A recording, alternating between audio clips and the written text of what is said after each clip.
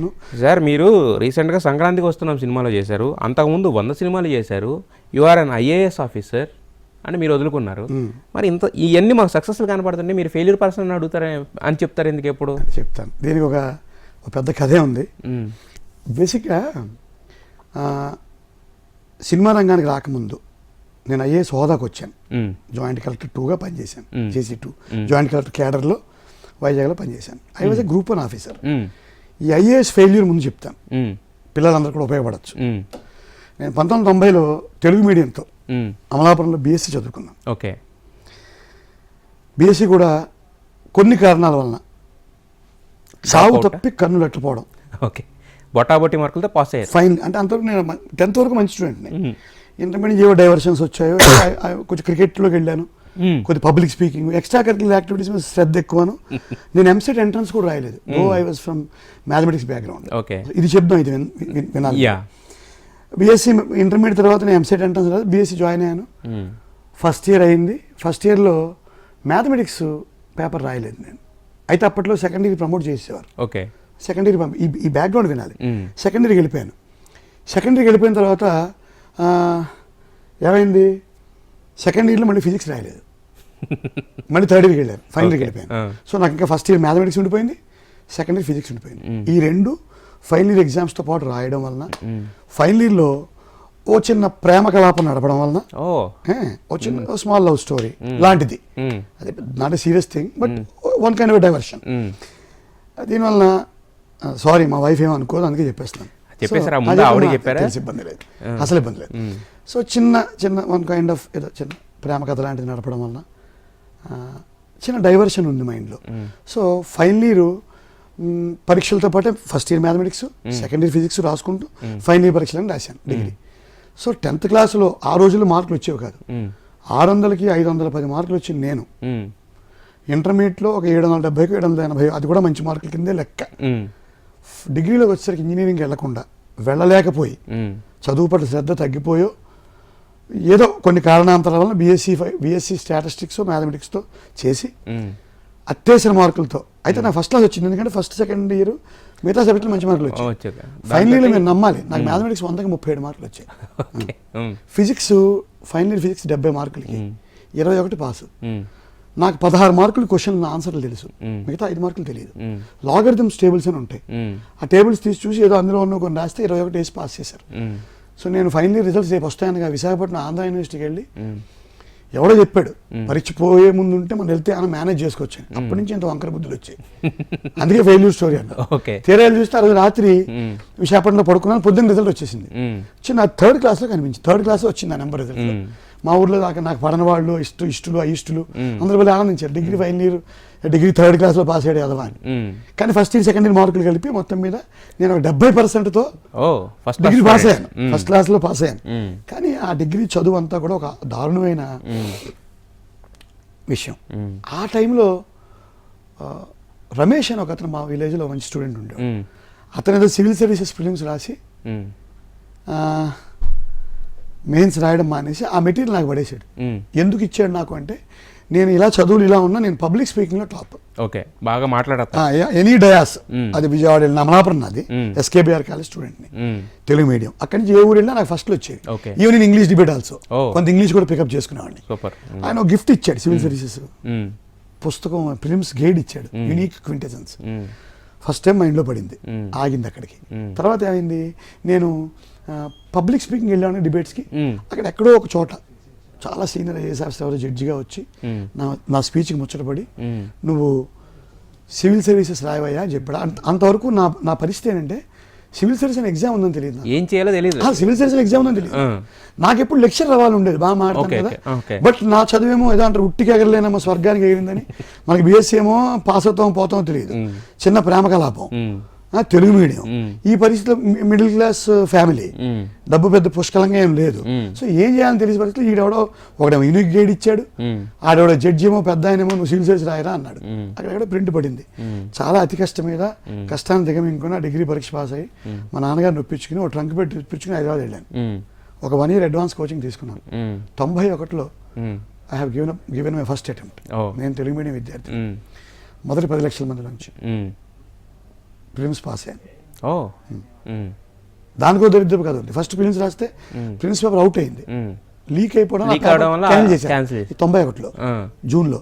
మళ్ళీ సెప్టెంబర్లో పెట్టారు, మళ్ళీ కింద నిలబడి రాశాను, అది పాస్ అయ్యాను. సో ఫస్ట్ టైం లైఫ్లో సక్సెస్.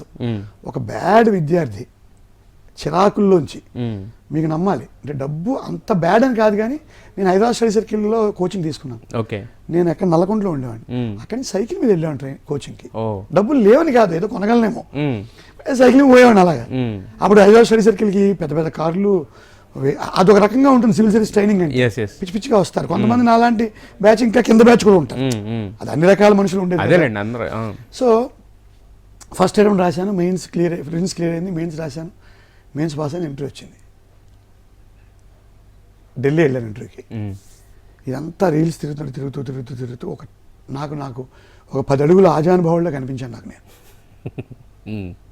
నేను 10 అడుగుల ఆజానుభావుల్లో కనిపించి నాకు తిరుగులేదు అనుకున్నాను. చాలా మీరు సినిమాల్లో 48 ఫ్రేమ్స్ అంటే స్లో మోషన్ అలా వెళ్తూ వచ్చాను. ఇంటర్వ్యూ పోయింది, మళ్ళీ నేల మీదకి వచ్చాను. వైకుంఠపాడిలో ఎందుకు నువ్వు ఫెయిల్యూర్ అని చెప్తాను. ఎప్పుడు లాస్ట్ పామే నన్ను మింగుతుంది, మళ్ళీ లాస్ట్ పాము మింగింది, కింద పడ్డాను ఒక్క బోర్లా. మళ్ళీ ప్రిలిమ్స్ పరీక్ష, ఇలా 2వ అటెంప్ట్ 3వ అటెంప్ట్. ఈ బాధలు కొనసాగుతూనే ఉన్నాయి. ఈ సివిల్ సర్వీస్ తెలుగు మీడియం నుంచి ఇంగ్లీష్కి మార్చుకుని, నేను ఇంగ్లీష్ మీడియంలో రాశాను. తెలుగు మీడియంలో రాయడానికి అవకాశం ఉన్నా నేను ఒక పట్టుదల తీసుకుని ఇంగ్లీష్ మీడియంలోనే రాశాను. Okay, super. ఇదంతా 12th ఫెయిల్ స్టోరీ కంటే భయంకరమైన స్టోరీ నాది. ఆయన ఏదో వినోద్ చోప్రా గారు తీసాడు, కానీ ఆయన తక్కువ చేయట్లేదు. ఆయన మనోజ్ ఆయన పేరు, ఆయన తక్కువ చేయట్లేదు, కానీ ఆయనది నాది ఒకే ఆర్థికపరమైన పరిస్థితి. ఆయనకున్న కష్టాలు నాకు ఉన్నాయి. నేనైతే ఏంటంటే మా ఇంటి నుంచి 1000 పంపించేవారు, ఆయనకు 1000 కూడా లేదు. సో తర్వాత ఆయన అంటే నేను ఆయన కించపరచట్లేదు, మీరు నన్ను క్షమించాలి, నాకు ఎలా అయిపోయిందో చెప్తాను, మా ఇద్దరు కంపారిజన్. సో 3వ అటెంప్ట్ కూడా నా ఇంటర్వ్యూ పోయింది. ఏం చేయాలో తెలియని పరిస్థితిలో ఒక అటెంప్ట్ ఉంది, ఇంకా 4 అటెంప్ట్లే ఆపాను. 95లో ఆపి గ్రూప్ 1 రాశాను. గ్రూప్ 1 కూడా ఇంటర్వ్యూ వచ్చింది. గ్రూప్ 1 అంటే హైయెస్ట్ అంటే గ్రూప్ 1 అంటే ఆల్మోస్ట్ 2 ఒకటే. గ్రూప్ 1 నుంచి కూడా ఐఏఎస్ అవుతాం కదా, స్టేట్ దాకా గ్రూప్ 1 ఇంటర్వ్యూ వచ్చింది. 25 సంవత్సరాలు 4 ఇంటర్వ్యూలు, మళ్ళీ గ్రూప్ 1 ఇంటర్వ్యూ మళ్ళీ పోయింది. మరి నేను ఫెయిల్యూరే కదా. ఈ లోపల ఏమైంది, ఇంకొక సివిల్ సర్వీస్ అటెంప్ట్ ఉంది, ఫైనల్. నాకు గ్రూప్ 1 ఇష్టం లేదు, నేను ఎవరిని కించపరచాను. గ్రూప్ 1 నుంచి నాకు ఆర్డీఓల నుంచి డిఎస్పీ ఐపీఎస్లో ఐఏఎస్లో అవడం నాకు రుచించదు, నాకు ఇష్టం లేదు. వాళ్ళని ఎవరిని నేను కించపరచట్లేదు. కొడితే డైరెక్ట్ ఐఏఎస్ కొట్టాలి. ఈ ఆర్డీఓ నుంచి డిఎస్పీ నుంచి చేరి ఇవన్నీ నాకు పెద్దగా రుచించవు. నా ఫ్రెండ్స్ చాలా మంది కొట్టారు, నేను కూడా గ్రూప్ 1 నుంచి వచ్చిన వాడిని. సో 4వ అటెంప్ట్ గట్టిగా దండం పెట్టుకుని రాశాను. రాస్తే 4 అటెంప్ట్ మళ్ళీ అందరూ అన్నారు గ్యాప్ వచ్చింది 1 year, దొబ్బింది అన్నారు, ఇంకా రాదన్నారు. మళ్ళీ ఇంటర్వ్యూ వచ్చింది. సో 4 అటెంప్ట్లు ఇంటర్వ్యూ వచ్చింది. ఇంటర్వ్యూకి వెళ్ళాను. ఫస్ట్ వెళ్ళగానే ఇంటర్వ్యూలో ఒక ఆయన నన్ను ఇంటర్వ్యూ చేస్తున్న ఒక ఆయన అన్నామలై యూనివర్సిటీ ex-వైస్ ఛాన్సలర్. ఆయనకి నత్తుంది, స్టామరింగ్, ఆయన భాష నాకు అర్థం కావట్లేదు. సో నా చైర్మన్ పేరు కాంత కటూరియా, ఆ ఇంటర్వ్యూ బోర్డు చైర్మన్ పేరు కాంత కటూరియా. సో ఈయన అడిగే ప్రశ్న అర్థం కావట్లేదు. ఆవిడ చిరాగ్గా చూస్తుంది, నేను ఆన్సర్ చేయలేకపోతుంది. ఇంకా అయిపోయింది జీవితం అనుకున్నాను, సర్వనాశనం. ఇంకా అనవసరంగా 4 సంవత్సరాలు దీనికి పెట్టాను. 90 to 96, 90లో వచ్చాను, 96 దాకా. సో నెక్స్ట్ ఒక ఆవిడ ఒక ఎడ్యుకేషన్ పాలసీ గురించి అడిగింది నన్ను, న్యూ ఎడ్యుకేషన్ పాలసీ గురించి మాట్లాడింది. నా దగ్గర సరైన ఆన్సర్ లేదు, కానీ నాకు 8th 5-year ప్లాన్లో ఎడ్యుకేషన్ తాలూ కొన్ని పాయింట్లు గుర్తుంటే చెప్పడానికి ట్రై చేశాను. Don't try to give wrong answers mister Srinivas. If you know say you know, if you don't know you say don't know. I think life is gone. అక్కడి నుంచి ఇంటర్వ్యూ పుంజుకుంది. It was a 45 minutes interview. Finally వెళ్ళిపోతుంటే ఆవిడ ఒక మాట అడిగారు, Srinivas, I think how many times is it your first interview? She asked. No ma'am, I have 4 attempts. This is my 4th attempt and this is my 4th interview. Okay, what will you do if you fail? Don't know ma'am, but I'll fight. నాకు ఈ 6 years of civil services నాకు ఏం నేర్పించిందంటే యుద్ధం చేయడం నేర్పించింది, రిజల్ట్తో సంబంధం లేకుండా. Irrespective of the result I will fight. ఏదో పట్టుకుంటాను మేడం, నాకు లెక్చర్ అవ్వడం ఇష్టం, మేబీ లెక్చర్ అవుతానేమో, లేదా అప్పటికి యాక్టింగ్ అసలు ఇవన్నీ అప్పటికే నాకు పిహెచ్డి చేస్తున్నాను, ఎంఏఐపి ఉస్మాన్ యూనివర్సిటీలో, యూనివర్సిటీ గ్రాంట్స్ కమిషన్ వారి. మళ్ళీ పిహెచ్డి అంటే మళ్ళీ లిఫ్ట్లు అమ్ముకునే వాళ్ళకి ఈ మధ్య చాలా వెస్ట్ బ్రూక్ అని రకరకాల పేర్లు చెప్పి తప్పు మళ్ళీ చాలా మందికి వచ్చిన వాళ్ళు కోపడతాను. దారుణమైన డాక్టరేట్లు వస్తుంది, నాది అలాంటి డాక్టరేట్ మీరు చదివి తెచ్చుకున్నది. నేను చదివి బుద్ధిగా యూనివర్సిటీ గ్రాంట్స్ కమిషన్ నుంచి జేఆర్ఎఫ్ ఎస్ఆర్ఎఫ్ ఫెలోషిప్స్తో ఉస్మానియా క్యాంపస్ నుంచి I'm Osmania student, Osmania student, MA archaeology, doctorate in archaeology. అందులో ఉన్నాను కాబట్టి మేబీ నేను అన్నాను, మ్యామ్ నేను I may become a lecturer. I think అవసరం పడదు, మీకు బాగా మంచి అవకాశం ఉంది, ఆల్ ద బెస్ట్ శ్రీనివాస్ అని she has send me out. అప్పుడు నమ్మకం కొంచెం వచ్చేస్తున్నాము. So final attempt result Hindu పేపర్లో చూసుకుంటే పేరు లేదు, మళ్ళీ చూసాను పేరు లేదు, మళ్ళీ చూసాను పేరు లేదు. కొద్దిగా కన్నీటి పొర వస్తుంది, కనిపించట్లేదు.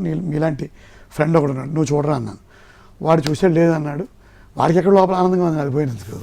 సో అది చూశాడు, అయిపోయింది అక్కడతో. My saga of services was over. 6 years ఒక ఫైట్ విత్ 4 ముగిసింది. సో ఇప్పుడు చెప్పండి మీరు, 12th ఫెయిల్ కథలో కంటే నా కథలో ఏం యాగని తక్కువ ఉంది, యాగని తక్కువ ఉంది, ఏం తక్కువ లేదు. ఆయన లవ్ సక్సెస్, లవ్ పీకింది. నా 4 అటెంప్ట్ల అన్నిసార్లు ఇంటర్వ్యూ వెళ్ళాను, ఆయన ఒక్కసారి ఇంటర్వ్యూ వెళ్ళాడు, పోయింది. మీరు చూడండి కావాలి. అవును నేను చూసాను, సినిమా చూసాను. అయితే జో జీతా హై ఓయి సికందర్, సక్సెస్ అయిన వాడే మాట్లాడగలగా, అవును, ఫెయిల్యూర్ అయిన వాడికి మాట్లాడడానికి ఏం అవకాశం ఉంటుంది. మరి దెన్ ఒక్క లాస్ట్ అటెంప్ట్ ఆఫ్ గ్రూప్ 1 ఇంకా చాలా, దీంతో మూసేద్దాం. ఉస్మానియా క్యాంపస్లో నాకు పిహెచ్డీ కంప్లీట్ చేసుకుని, అప్పుడు ఇంకా పిహెచ్డీ అవ్వాల, ప్రీపిహెచ్డీ అయింది, పూర్తి చేసుకుని లెక్చర్ అయిపోదామని ఫిక్స్ అయిపోయాను. లెక్చర్ ఉస్మానియా క్యాంపస్, ఉస్మానియాలో పాఠాలు చెప్పుకుందాం, హిస్టరీ పాఠాలు పిల్లలకి అని ఒక దాంట్లోకి ఫిక్స్ అయ్యాను. అప్పుడేం జరిగిందంటే గ్రూప్ 1 ఇంటర్వ్యూ వచ్చింది, గ్రూప్ 1 ఇంటర్వ్యూకి వెళ్ళాను. ఇంకా ఐ సెడ్ ఇంక దీని తర్వాత no more examinations, 6 highest exams, 4 civil services, 2 group 1. ఇంకా చాలా బతకాల మనిషి. విందు చోప్రా సార్, ఒకసారి మీరు ఎక్కడి నుండి వినండి, స్టోరీ కూడా ఒకసారి వినండి సార్. సో నా 6వ ఇంటర్వ్యూ వెళ్ళాను, అక్కడ ఒక ఆయన, వన్ ఆఫ్ ద మెంబర్స్ ఒకసారి నా కథ అంతా అడిగాడు. Almost he was emotional while putting questions to me. చెప్పాను, no no you will be successful this time. నాకు 16వ ర్యాంక్ 17వ ర్యాంక్ వచ్చింది ఏపీఎస్సి గ్రూప్ 1. ఓకే, దురదృష్టం అయ్యారు, రెవెన్యూ ఆర్డీఓ డిప్యూటీ కలెక్టర్స్ ఖాళీ లేవు. చూడండి ఒక మనిషికి దురదృష్టం ఎంతలా వెంటాడుతుంది. ఆర్డీఓలు ఉంటే ఆర్డీఓ జాయిన్ అయిపోయాను 17వ ర్యాంక్కి, టక్కన నాకు ఐఏఎస్ వెంట తొందరగా వచ్చేసేది, అయిపోయేది. ఓ 10 ఏళ్ల గ్యాప్లో నాకు ఐఏఎస్ వచ్చేది, అయిపోయింది. తర్వాత డిఎస్పీ వచ్చింది, డిఎస్పీ పెట్టాను. ఇప్పుడు నా బ్యాచ్లో డిఎస్పీలు ఎవరంటే రంగనాథ్ గారు, హైడ్రా కమిషనర్. ఆయనది నాది ఒక ర్యాంక్ అటు ఇటు, ఆయన 13th 14th అయింది, నాది 17. బట్ ఇద్దరు డిఎస్పీలు, నాది ఫస్ట్ డిఎస్పీ అలాటెడ్. ఎక్కడో అది కూడా రాంగ్ జడ్జిమెంట్ అనండి, నాకు యోగం లేకపోవడం అనండి, డిఎస్పీ తీసుకోలేదు, కాకపోవడం అంత వచ్చింది. ఐ హావ్ రిజెక్టెడ్, నాకు డిఎస్పీ వద్దని నేను నాన్ రెవెన్యూ క్యాడర్లో డిస్ట్రిక్ట్ పంచాయతీ ఆఫీసర్ అనే ఒక ప్రమోషన్స్ అవి అవకాశాలు తక్కువగా ఉండి ఒక ఉద్యోగం తీసుకున్నాను. తెలియక లేకపోతే తెలిసే ఏదో కారణం. డిఎస్పీ అప్పటికే నేను పైకి తెలియని చాలా దెబ్బలు తినేసి ఉన్నాను. డైరెక్ట్ 25 సంవత్సరాలు డిఎస్పీ నేను, ఇప్పుడు అందరూ ఐజీలు కదా. ఇంకా నాకు 7 సంవత్సరాలు సర్వీస్ ఉంది ఇంకా. అంటే ఎడిషనల్ డీజీ అవుతాను, ఒక్క డీజీపీ అవ్వలేను, అంటే సక్సెస్ఫుల్ కెరియర్. సో ఐఏఎస్ ఏమో ఇంటర్వ్యూలో నాకు పోయింది, ఐపీఎస్ దేవుడు ఇస్తే నేను వద్దనుకున్నాను. జనరల్ గా డిఎస్పీ అనగానే ఒక మంచి పవర్ఫుల్ ఇది ఉంటుంది కదా, తీసుకున్నాను. మీసం పెంచి కొన్నాళ్ళు తిరిగాను హైదరాబాద్లో. అప్పుడు ఒక టీవీఎస్ ఛాంప్ కొన్నాను, కొనలేదు, ఎవరో ఒక ఆయన ఒక మిత్రుడు గిఫ్ట్ గా ఇచ్చాడు, సాయి అతని పేరు, ధన్యశ్రీ అండ్ సాయి అని ఇద్దరు బ్రదర్స్. నాకు టీవీఎస్ ఛాంప్, నా కష్టాలు చూడలేక టీవీఎస్ ఛాంప్ పడేశారు నాకు గిఫ్ట్ గా. దాంట్లో తిరుగుతూ మీసాలు పెట్టుకుని, అప్పుడు ప్రొహిబిషన్ రోజులు, అదేదో హోటల్లోనే ఇచ్చేవారు మందు, ఒక బీర్ తాగదామని వెళ్ళి వాడు ఇవ్వనంటే మీసాలు తిప్పి డిఎస్పీ అంటే వాడు బీర్ కూడా ఇచ్చాడు నాకు. కాదు డిఎస్పీ తీసుకోలేదు కదా, తీసుకోలేదు. నేను చెప్పాను ఇంకా సెలక్షన్, అప్పుడు డిఎస్పీ తర్వాత రిజెక్ట్ చేశాను నేను. First as per the rank I was allotted DSP only. నేను తర్వాత రైటింగ్ లో ఇచ్చేసాను నాకు డిఎస్పీ. ఎందుకని? ఏదో some wrong judgement. So district panchayat ఆఫీసర్గా జాయిన్ అవడం వల్ల ఐఏఎస్ ప్రమోషన్ అవి లేట్ అయిపోయి. సో అంటే మీరు అట్ ద టైమ్ ఆఫ్ మీరు మొత్తం కెరీర్ అదే వద్దని సినిమాల వైపు రావాలనుకున్నప్పుడు అప్పుడు చెప్తాను. అప్పుడు జాయింట్ కలెక్టర్ నేను ఐఏఎస్ హోదాకి వచ్చాను అంతే.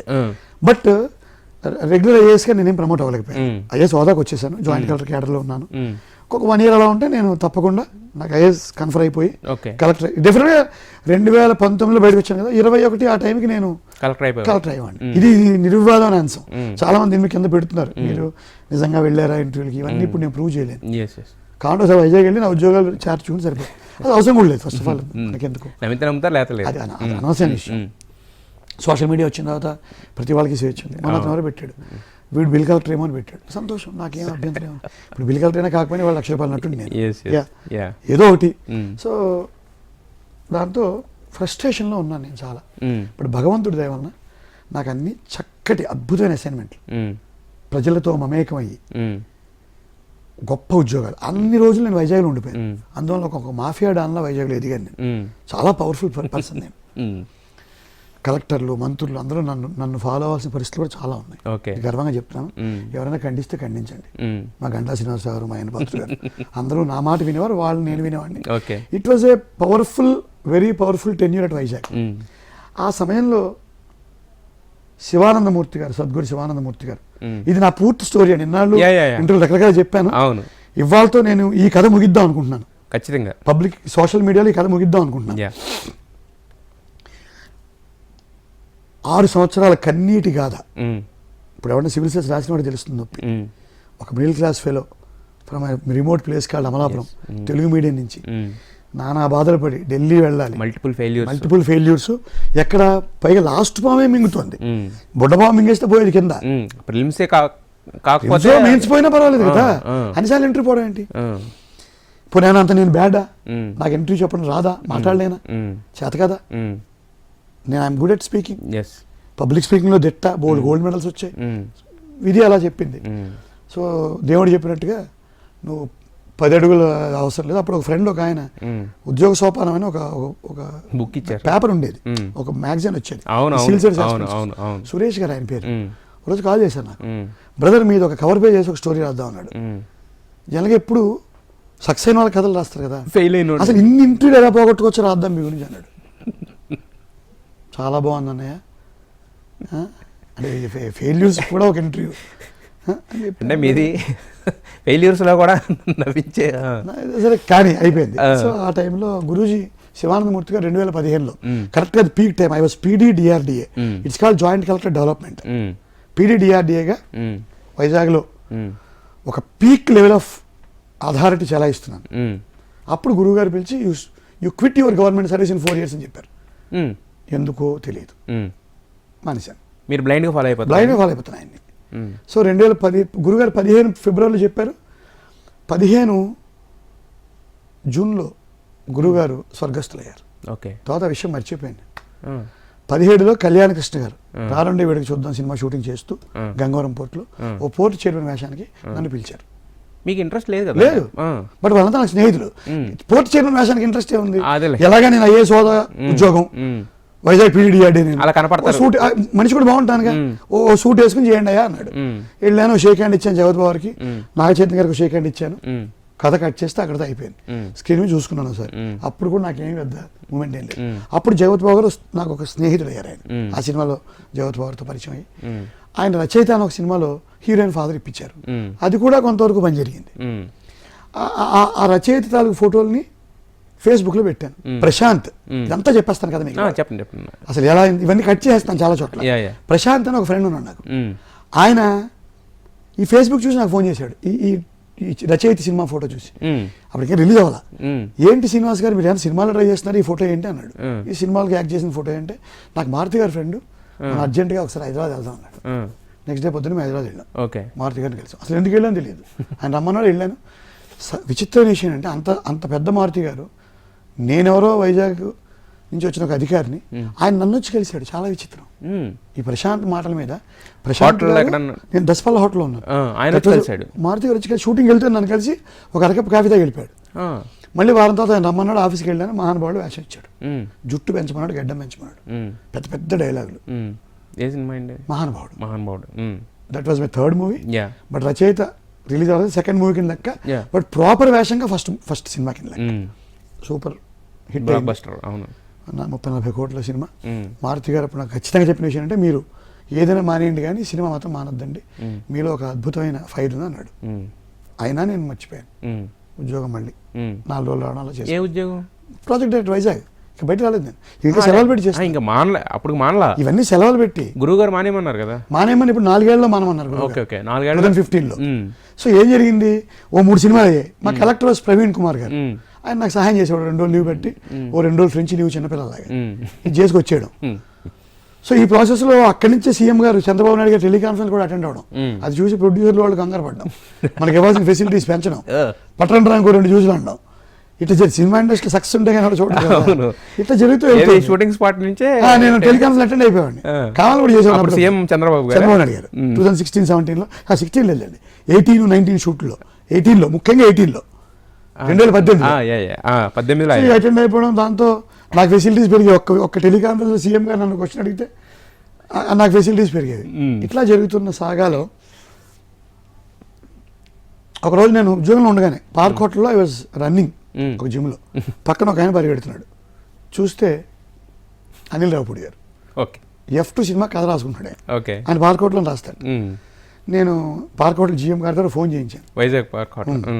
ఇలా శ్రీనివాస్ గారని ఇక్కడ జాయింట్ కలెక్టర్ గారని మిమ్మల్ని కలుస్తారు రమ్మన్నాడు. ఆయన నేనే వస్తాను అన్నాడు. ఆయన ఏదో చేసి మన దగ్గరికి రావడం, అది ఆయనే వస్తాను. వీటిలో శాలువా కప్పి ఓ బుద్ధుడి బొమ్మ చేతిలో పెట్టి ఒక అరకు కాఫీ పొడి ప్యాకెట్ ఇచ్చి నమస్కారం పెట్టి, నేను శ్రీనివాస్ అండి ఇలాగ ఆర్టిస్ట్. ఈ మధ్యలో ఇంకొక విషయం మర్చిపోయాను, గీత గోవిందం. ఈ F2కి ముందు ఒక గీత గోవిందం అనే సినిమా. ఓకే, ఆ గీత గోవిందం సినిమా అండ్ సుబ్రహ్మణ్యపురం అనే సినిమా.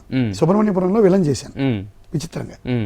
అక్కడ సురేష్ గారు సీనియర్ అన్నట్లు ఆయన కూడా ఒకటే చెప్పాడు, నువ్వు ఉద్యోగం మానే, సినిమాలు మాత్రం మానక. ఏం పెద్ద ఎస్టాబ్లిష్ అయిపోవాలి మైండ్. తర్వాత గీత గోవిందం అరవింద్ గారికి నా ఫ్రెండ్ ఒకటి ఫోన్ చేసి రికమెండ్ చేశాడు. నా ఫ్రెండ్కి వేషం మీదంతా అంటే బెదిరించిన కైండ్ ఆఫ్ థింగ్. ఒక ఫ్రెండ్ ఫోన్ చేసి అరవింద్ గారు నవ్వుతారు ఎప్పుడు, అసలు నేను ఫోన్లు ఎత్తనయ్యా. నా ఫ్రెండ్ అరవింద్ గారి క్లోజ్, విజయ్ కుమార్ రెడ్డి ఆయన పేరు. నేను ఫోన్లు ఎత్తాను అసలు, నీ యోగం బాగుంది నేను ఫోన్ ఎత్తాను. ఫోన్ ఎత్తడం ఇప్పుడు మిమ్మల్ని ఎవరన్నా చంద్రబాబు నాయుడు గారితో కాన్ఫరెన్స్ లో ఉంటే ఇది చూసి భయపడడం, మారుతి గారు వచ్చి మిమ్మల్ని కలవడం అంతా ఒక రివర్స్ లో జరిగింది. సో ఫోన్ ఎత్తి ఆయన రండి రేపు అయితే హైదరాబాద్ అన్నారు. హైదరాబాద్ వెళ్ళాను. పరశురామ్ గారు డైరెక్టర్ కల్పించారు. హీరోయిన్ ఫాదర్ కట్ చేస్తే అదొక 70-100 కోట్ల సినిమా. మహానుభావుడు ఒక 40-50 కోట్ల సినిమా. రారండే వాడికి చేద్దాం 30 కోట్ల సినిమా. అప్పుడు F2 అనిల్ రావుపూడి గారితో స్నేహం ఏర్పడింది. హైదరాబాద్ అండి ఇస్తాను వేషం అన్నారు. F2లో మ్యారేజ్ శాలువా కప్పి కాఫీ పొడి చేతిలో పెడితేనే వేషం అన్నారు. ఆ వేషం అంటే ఇవి చెప్పాను, నేను చేశానండి అంటే ఆయన ఎందుకో ఇంప్రెస్ అయ్యారు. మీరు చెప్పిన విధానానికి నేను నేరేషన్స్ బాగా ఇస్తాను, బాగా కథలు బాగా నేరేషన్ సూపర్ గా ఇస్తారు. నేను బాగా చెప్తాను, కొంచెం మాట్లాడతాను ఉంది అంటే నేను ఇబ్బంది పెట్టడం అవుతున్నాను, కొంచెం చమత్కారంగా మాట్లాడతాను. అది ఎక్కడ ఆయనకి నచ్చింది, రమ్మన్నారు. F2లో మ్యారేజ్ బ్రోకర్ వేషం ఇచ్చారు, అది వర్కౌట్ అయింది. ఆ తర్వాత అది జనవరి 12, 2019. జనవరి 12, 2019 అది అయిన తర్వాత నేను ఇంకా చాలా పెద్ద హిట్ అయింది, నాకు మంచి పేరు వచ్చింది, నా టైమింగ్ బాగుందని రకరకాలుగా. సో అప్పుడు ఎలక్షన్స్ వచ్చేసినాయి జూన్లో. ఇంకా నేను అక్కడ దాకా ఉంటే నాకు ఎలక్షన్ డ్యూటీ పడిపోతుంది. 7-8 సినిమాలు 10 సినిమాలు వచ్చేసాయి ఫోన్లు, మీరు రండి వేషాలు ఇచ్చేస్తాను. So then I took a call, ఏం చేయాలి, ముందు ఒక 1 year లీవ్ మారుతి గారితో డిస్కస్ చేశాను, అరవింద్ సార్తో డిస్కస్ చేశాను, ఇలా అందరితో డిస్కస్ చేసి ఒక నిర్ణయం తీసుకుని లాంగ్ లీవ్ పెట్టాను. హైదరాబాద్ వచ్చాను. వెంటనే కూడా జనవరికి జూన్లో వచ్చాను. 6 నెలలు వైజాగ్లో కూర్చొని ఒక 2 సినిమాలు చేశాను. జెర్సీ ఒకటి, ఓ బేబీ ఒకటి. ఇందులో ఒక రోజు వేషం, అందులో ఒకటి, అంతే 6 నెలలు చేసింది. 6-7 సినిమాలు వచ్చాయి. మన్మధు 2 ఏదో ఒకటే తగిలింది. ఏదో మొత్తం 4-5 సినిమాలు ఆ 3-4 నెలల కాలంలో వైజాగ్ నుంచి వచ్చి ఫ్లైట్లో రావడం, దసపల్లాలో దిగడం, చేసుకోవడం, వెళ్ళిపోవడం. అప్పుడు నా ఫ్రెండ్ ఒకటి సలహా చెప్పాడు, నువ్వు వైజాగ్లో ఉన్నంతకాలం కంఫర్ట్ జోన్లో ఉంటావు, దమ్ముంటే వైజాగ్ని వదిలేసి. ఎందుకంటే వైజాగ్లో నేను ఉద్యోగం మానేసిన కూడా రాయలుగానే బతుకుతున్నాను. అందరూ తిడతారు, అవే ప్రభుత్వాలు వాడేసుకుంటూ, అదే స్టాఫ్ వాడేసుకుంటూ, దుర్వినియోగం, అధికార దుర్వినియోగం చేస్తూ బతికేస్తున్నాను. ఏమండి మీరు ఫ్లోలో అన్ని కమిట్ అయిపోయి చేసే పని చిన్న చిన్న అధికార దుర్వినియోగాలు చేస్తూ, ఇట్లా అధికార దుర్వినియోగాలు చేస్తూ పని చేసుకుంటున్నాను. ఆ టైంలో హైదరాబాద్ వెళ్తేనే కంఫర్ట్ జోన్లో పడి హైదరాబాద్ వచ్చాను. హైదరాబాద్ వచ్చి ఒక ఇంట్లో దిగి మణికొండలో 2019 జూన్ 9వ తారీఖున వచ్చాను. అప్పటిని రాగానే వి సినిమా వచ్చింది ఫస్ట్, మన్మధు 2 అప్పుడు వచ్చింది. ఇలా వరుసగా సినిమాలు వచ్చాయి. 2020 మార్చి 25న కరోనా వచ్చింది. ఆ లోపల 7 సినిమాలు చేశాను. బ్యాక్ టు స్క్వేర్ 1 నేనేం పెద్ద ఎస్టాబ్లిష్ అవ్వలేదు, అందుకు ఫెయిల్యూర్ స్టోరీ అంటున్నాను. ఎస్ మళ్ళీ మళ్ళీ వెళ్ళిపోలేదు, సెలవు క్యాన్సిల్ చేసుకోలేదు, ఇంకా వద్దనుకున్నాను చూద్దాం ఏదో ఒకటి. వెనక్కి వెళ్ళిపోయి నేను మా భీమినిపట్నంలో నాకు మంచి ఇల్లు ఉంది సముద్రపు గట్టున. నేను, నా భార్య, నా కూతురు వెళ్ళి, మా వైఫ్, మా అమ్మాయి అప్పుడు లా చదువుతుంది ఫైనల్, తను కూడా మరి కరోనా వల్ల ఖాళీగా ఉన్నారు, చదువుతున్నారు, అప్పటికి లా చదువుతున్నా, నా డాటర్ ఫైనల్ లాలో ఉంది. ఓకే. సో కరోనా కూడా అందరం వెళ్ళిపోయాం. వెళ్ళిపోయి 20 అక్టోబర్ దాకా జూన్ అక్కడే ఉన్నాం. అప్పుడు మళ్ళీ నాకు ఫోన్ వచ్చింది, లక్ష అని ఒక సినిమా, తర్వాత అల్లుడు అదుర్స్ అని ఒక సినిమాకి వేషాలు వచ్చాయి, అదుర్స్. రెండులో కూడా బ్యూటిఫుల్ రోల్స్, రెండు బాగా పండే, సినిమా అంతా అదే యావరేజ్గా ఆడే. రెండులో నాకు మంచి వేషాలు, ఒక దాంట్లో ఎమోషనల్ ఫాదర్, ఒక దాంట్లో ఫక్త్ కామెడీ సత్య ఫాదర్ వేషం. మళ్ళీ ఇంచుమించుగా నేను వచ్చేసాను అక్టోబర్కి, నా వైఫ్ కొన్నాళ్ళు చూద్దామని తన భీమిలిలో ఉండి, మళ్ళీ 2021 జనవరికి హైదరాబాద్ వచ్చి 2 సినిమాలు చేసాం. మళ్ళీ ఏప్రిల్లో లాక్డౌన్. నా సినిమా ప్రయాణం చూడండి ఎలా 2021 ఏప్రిల్ నుంచి మళ్ళీ భయంకరమైన లాక్డౌన్, సెకండ్ వేవ్లో విపరీతం డెత్స్. ఇంకా నేను లీవ్లో ఉన్నాను. అప్పుడు గవర్నమెంట్ నుంచి ఒక ప్రెషర్ వచ్చింది. అప్పుడు గవర్నమెంట్ JC3 అని ఒక పోస్ట్ పెట్టారు, JC వెల్ఫేర్ అని. ప్రతి జిల్లాకి 3వ జాయింట్ కలెక్టర్. ఓకే. నేను ఎప్పుడు JC2 హోదాకే వచ్చాను, రెగ్యులర్ IAS జాయింట్ కలెక్టర్కి రాలేదు, JC2 హోదాకే వచ్చాను. ఇప్పుడు JC3 వెల్ఫేర్ అని ఈ మెడికల్ అండ్ హెల్త్ చూడడానికి ఒక పోస్ట్ క్రియేట్ చేశాను. అది నాకు వైజాగ్లో వేసేస్తాను భయపెట్టారు. కమ్ బ్యాక్, ఇంక నీ సెలవు చాలు, నాట్ ఫెయిర్, కమ్ బ్యాక్ అని. నాకు ప్రవీణ్ ప్రకాష్ గారు మాకు సీనియర్ IAS ఆయన పేషెంట్ నుంచి నాకు ఒక కబుర్ వచ్చింది. సో వెనక్కి వెళ్ళిపోవాలి లేదా సినిమాల్లో ఉండాలి, మానేయాలి. ఏప్రిల్ మేము చచ్చిపోతున్నారు జనాలు, ఆక్సిజన్ సిలిండర్లు పెట్టుకునే స్థితిలో వెళ్ళాలా వద్దా? ఆల్రెడీ జీవితం చూస్తే 22 ఏట IAS అవ్వాల్సిన వాడిని 47 ఏట IAS కానీ IAS అయ్యి IAS అనిపించుకున్నానో లేదు తెలియని పరిస్థితుల్లో చేతికొచ్చిన IPS వదులుకుని దారుణమైన వైఫల్యాలు మూటకట్టుకుని జీవితంలో, కానీ ఎప్పుడూ చిరునవ్వులు వదులుకోకుండా, జీవితాన్ని బరువు అనుకోకుండా, శ్రీరామ సీతారామశాస్త్రి గారి సాహిత్యాన్ని ఆకలింపు చేసుకుని, అన్నీ పోయినా దేహం ఉంది, ప్రాణం ఉంది, నెత్తురు ఉంది, సత్తు ఉంది, ఇంతకన్నా సైన్యం ఉండనా అని అదే సిద్ధాంతాన్ని నమ్ముతూ యుద్ధాలు చేసుకుంటూ, పోరాటాలు, ప్రయత్నాలు, ఫలితంతో సంబంధం లేకుండా, ఫలితాన్ని ఆశించకుండా పోరాడుతూ బతకడం నేర్చుకున్న నేను 2021 ఏప్రిల్లో ఒక కన్ఫ్యూజన్లో పడ్డాను. కరోనా, JC వెల్ఫేర్ మళ్ళీ జాయింట్ కలెక్టర్ ఇచ్చారు, హ్యాపీగా వెళ్ళి ఉద్యోగం చేసుకోవచ్చు, అక్కడి నుంచి కంటిన్యూ అయిపోవచ్చు. మీరు చెప్పినట్టుగా 21లోనే ఎప్పుడో మళ్ళీ కలెక్టర్ కాక 22కో చిన్న జిల్లా కలెక్టర్ ఏదో అవడానికి సంపూర్ణమైన అవకాశాలు ఉన్నాయి. అప్పుడు నేను మళ్ళీ మారుతి గారిని, అరవింద్ గారిని కూడా కొంచెం సలహా సంప్రదింపులో తీసుకుని, మీకు పెద్దనట్లు అయ్యే అవకాశం ఉంది, మీ ఇష్టం అన్నారు. అంతకంటే ఏం చెప్తారు, అంతేగా. ఇటే మొగ్గు చూపాను. కరెక్ట్గా జూన్లో మంచి రోజులు వచ్చాయని, కరోనా ఇంకా పూర్తిగా రిలాక్సేషన్ అవ్వాలి. మార్నింగ్ 6 to 1 మేము మార్నింగ్ 5 బయలు 6 గంటలకు వెళ్ళి 12 దాకా చేసి 12 గంటలకి మళ్ళీ ప్యాకప్ చెప్పి ఇంటికి వచ్చేవాళ్ళం. మంచి రోజులు వచ్చాయో ఒక అద్భుతమైన వెళ్ళిన వేషం ఇచ్చారు. నూతన్ ప్రసాద్ గారిని, గొల్లపూడి మారుతిరావు గారిని మిక్సీలో వేసి తీసుకెళ్ళాలి, అలాంటి వేషం మారుతి గారు ఇచ్చారు. అది అద్భుతమైన అవకాశం. అయితే అప్పటికి మారుతి గారి నుంచి నాకు శైలజారెడ్డి అల్లుడు, ప్రతిరోజు పండుగ, పక్కా కమర్షియల్, అన్ని సినిమాల్లో ఆల్మోస్ట్ ఇలా ప్రతి సినిమా నాకు మారుతి గారు పరిచయం అయిన తర్వాత ఆయన తీసిన ప్రతి సినిమాలో నేను ఉన్నాను. ఇలా ఇచ్చుకుంటూ వచ్చారు. ఇప్పుడు రాజాసాబ్ కూడా చేశారు. అలాగే అనిల్ రావుపూడి గారి పక్క నుంచి ఒక F2, ఒక F3, ఒక సర్లేరు నీకెవరు, ఒక భగవంత్ కేసరి, సంక్రాంతికి వస్తున్న గురించి మాట్లాడదాం. ఇక్కడ దాకా వాళ్ళు అలా తీసుకొచ్చారు. సో ఆ నిర్ణయం తీసుకుని 2022లో 16 సినిమాలు, 2023లో 18 సినిమాలు, 2024లో 18-19 సినిమాలు రిలీజ్ అయ్యి ఓవరాల్గా సంక్రాంతికి వస్తున్న సినిమాతో మీరన్న విజయం అనే ఒక మాటని, ఎంత 90వ సినిమా, 90వ సినిమా అండి, సంక్రాంతికి వస్తుంది రిలీజ్ అయిన 90వ సినిమా. బట్ ఇంకా నా చేతిలో ఇప్పుడు 32 ప్రాజెక్టులు ఉన్నాయి. 32 ప్రాజెక్టులు, 30+ రిలీజ్కి, తర్వాత షూటింగ్లు, సంతకాలు పెట్టినవి, అటు ఇటుగా ఉన్నవి. మీరు మీ పేరు ముందు పెట్టుకోండి, కలెక్షన్ కింగ్ అని పెట్టుకోండి. ఇవన్నీ తర్వాత నాకు నేను చేసిన సినిమాలు చాలా వరకు సక్సెస్ అవుతాయి. అంటే కొన్ని అపాజులు పెట్టారు కానీ కొంతమంది జర్నలిస్టులు ఏం చేస్తే సినిమాలు పోతాయని సరదాగా ఒకళ్ళ మాటలు విన్నాను. బట్ ఇప్పుడు మొన్న సంక్రాంతికి వస్తున్నా తీసుకోండి, అయితే ఇప్పుడు తీసుకోండి, నాడి తీసుకోండి, బేబీ తీసుకోండి, ప్రతిరోజు పండుగ తీసుకోండి, F2, F3, సర్లేరు నీకెవరు, భగవంత్ కేసరి, ప్రతిరోజు